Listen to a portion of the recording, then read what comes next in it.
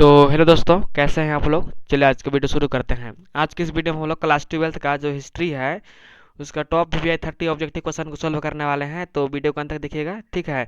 यह वीडियो ज़्यादा लंबा नहीं होने वाला है, वन शॉट रिवीजन करेंगे तो आप लोगों को ज़्यादा समय नहीं लूँगा, ठीक है। तो चलिए वीडियो को शुरू करते हैं। सबसे पहले यहाँ पर क्वेश्चन पूछा है कि सिंधु सभ्यता का कौन सा स्थल मृतकों का टीला के रूप में विख्यात है। तो मृतकों का टीला के रूप में कौन विख्यात है? मोहनजोदड़ो, ठीक है। कौन? मोहनजोदड़ो, ठीक है।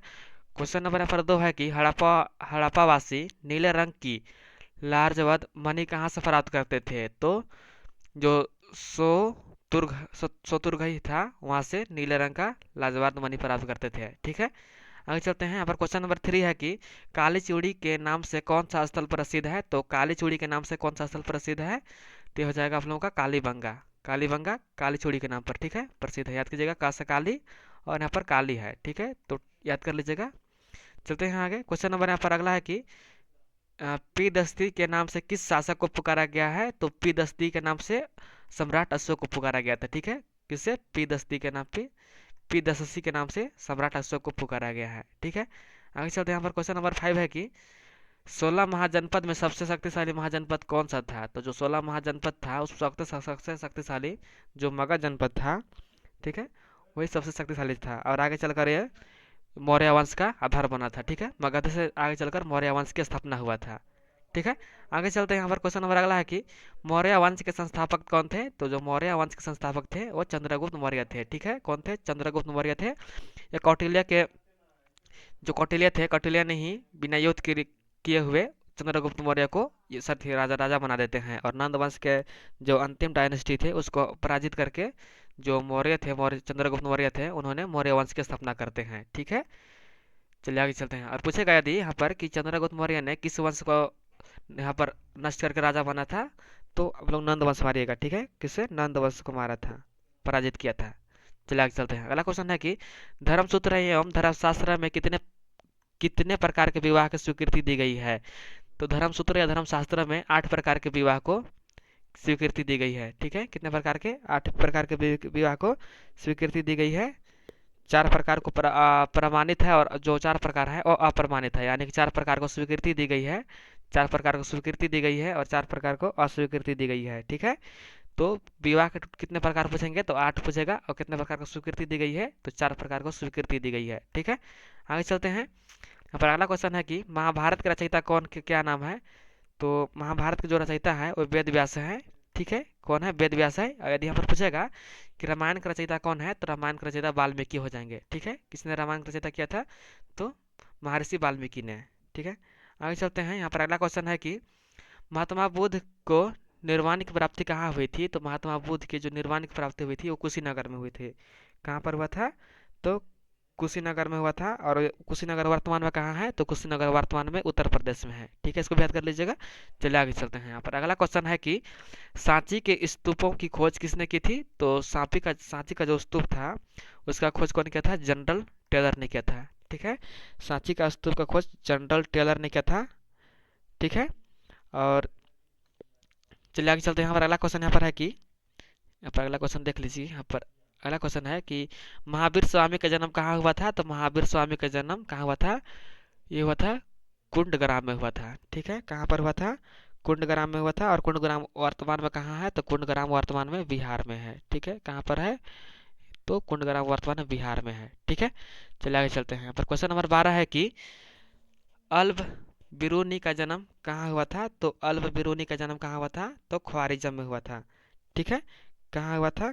ख्वारिज़म में हुआ था। और जो ख्वारिज़म है वो वर्तमान में कहाँ है? उज्बेकिस्तान में है। कहाँ पर है? उज्बेकिस्तान में। वहीं पर अल बिरूनी का जन्म हुआ था उज्बेकिस्तान में, ख्वारिज़म में, ठीक है। वर्तमान पूछेगा तो कहाँ हो जाएगा? हो जाएगा उज्बेकिस्तान हो जाएगा। और अब कहाँ हुआ था? तो वो ख्वारिज़म में हुआ था, ठीक है। चलिए आगे चलते हैं। अगला क्वेश्चन है कि निम्न में से कौन एक विदेशी यात्री चिकित्सक थे। तो कौन थे? जो फ्रांसवा बर्नियर थे। फ्रांसवा बर्नियर एक विदेशी चिकित्सक थे। कौन सा? फ्रांसवा बर्नियर, ठीक है। याद कर लीजिएगा। चलिए यहाँ पर आगे चलते हैं। यहाँ पर अगला क्वेश्चन है कि यहाँ पर अगला क्वेश्चन है कि रामनंदन जो रामनंदन के शिष्य कौन थे। तो रामनंदन के शिष्य रैदास भी थे, कबीर भी थे और धन्ना एवं पीपा, ये चारों जो थे रैदास के, सॉरी किसका, रामानंद के शिष्य थे। ठीक है, कौन कौन, रैदास थे, कबीर थे, धन्ना एवं पीपा थे, और इन जो यानी कि इनमें सभी हो जाएगा, सभी जो थे वो शिष्य थे रामानंद के। ठीक है, चलिए आगे चलते हैं। यहाँ पर अगला क्वेश्चन है कि ख्वाजा मोइनुद्दीन चिश्ती की खानखा कहाँ स्थित है। खानखा यानी कि धर्मशाला कहाँ स्थित है, तो अजमेर में स्थित है। जो ख्वाजा मोइनुद्दीन चिश्ती के जो धर्मशाला है वो अजमेर में स्थित है। ठीक है, चलिए आगे चलते हैं। यहाँ पर अगला क्वेश्चन है कि हरिहर एवं जो बुक्का किस वंश के संस्थापक थे। तो हरिहर एवं बुक्का जो थे वो संगम वंश के थे। किस वंश के थे, संगम वंश के थे। और उनका पिता का नाम था भावना संगम, उसी के नाम से संगम वंश की स्थापना, वो जो भावना संगम थे उन्होंने ही संगम वंश का स्थापना किया था। और जो हरिहर एवं बुक्का थे उन्होंने का विजयनगर साम्राज्य का स्थापना किया था। किसे किया था, विजयनगर साम्राज्य का स्थापना किया था। लेकिन यहाँ पर साम्राज्य नहीं पूछा है, यहाँ पर वंश पूछा है। तो वंश पूछेगा तो संगम वंश, यदि साम्राज्य पूछेगा तो हम लोग साम्राज्य मार रहे हैं, विजयनगर साम्राज्य का स्थापना किया था। ठीक है, हरिहर एवं बुक्का ने। ठीक है, आगे चलते हैं। यहाँ पर अगला क्वेश्चन है कि, यहाँ पर देख लीजिए, अगला क्वेश्चन है कि अमतु मलयद नामक ग्रंथ के लेखक कौन है। तो अमतुक मलयद नामक ग्रंथ के लेखक कौन है, कृष्णदेव राय। कौन है, कृष्णदेव राय ने ही लिखा है।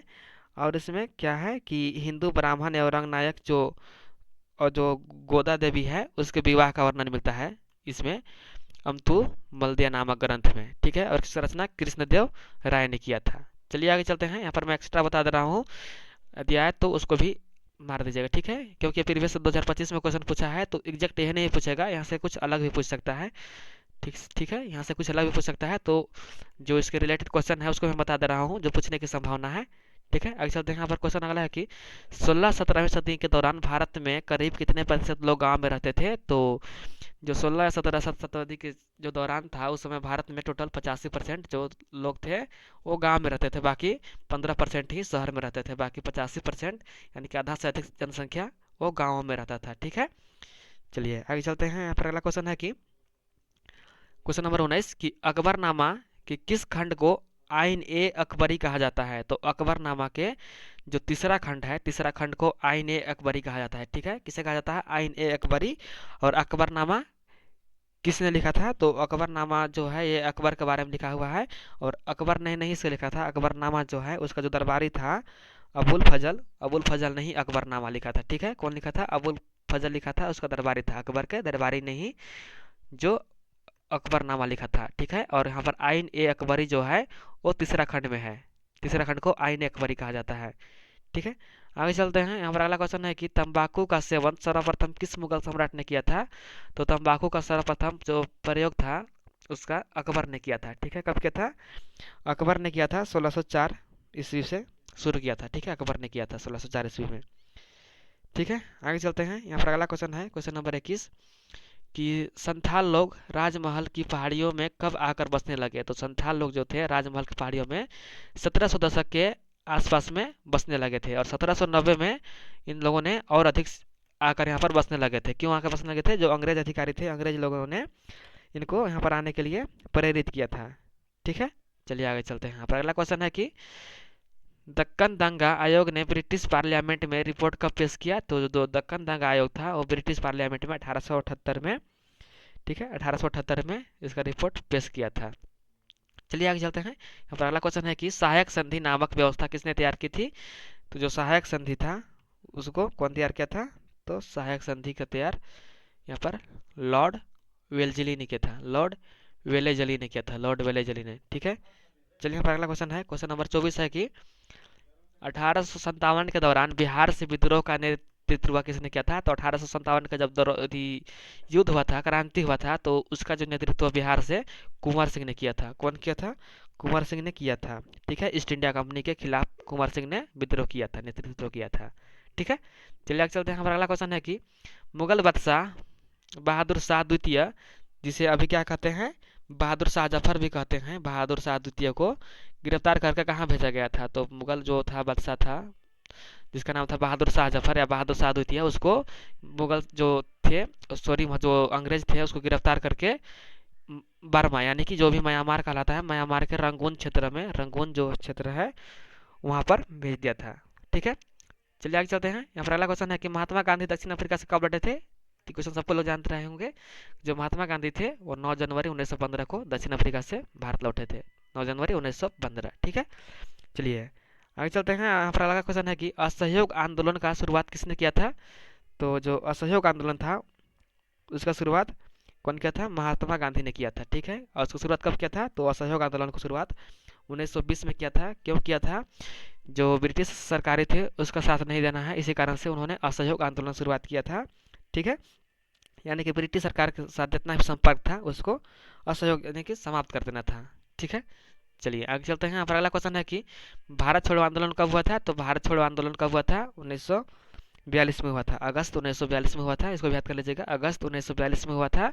और इसी में एक नारा दिया गया था कि महात्मा गांधी ने दिया था कि करो या मरो का नारा। ठीक है, कई बार सवाल पूछता है कि करो या मरो का नारा किस आंदोलन में दिया गया था। तो करो या मरो का नारा महात्मा गांधी ने भारत छोड़ो आंदोलन में दिया था। ठीक है, कब दिया था, 1942 में हुआ था। करो या मरो का जो नारा दिया था वो भारत छोड़ो आंदोलन में दिया गया था। और भारत छोड़ो आंदोलन कब हुआ था, 1942 में हुआ था। ठीक है, चलिए आगे चलते हैं। यहाँ पर अगला क्वेश्चन है कि भारत के संविधान कब लागू हुआ था। तो भारत का जो संविधान था वो कब लागू हुआ था, 26 जनवरी 1950 को। ठीक है, और यहाँ पर पूछेगा कि भारत का संविधान कब अपनाया गया था। तो भारत का जो संविधान था उसको 26 नवंबर, ठीक है, 26 नवंबर 1949 को उसको अपनाया गया था। ठीक है, अपनाना पूछेगा तो 26 नवंबर 1949 हो जाएगा, लेकिन यहाँ पर पूछा है कि कब लागू किया गया था। तो लागू 26 जनवरी 1950 को किया हुआ था। ठीक है, चलिए आगे चलते हैं। हमारा अगला क्वेश्चन है कि भारत के संविधान के प्रारूप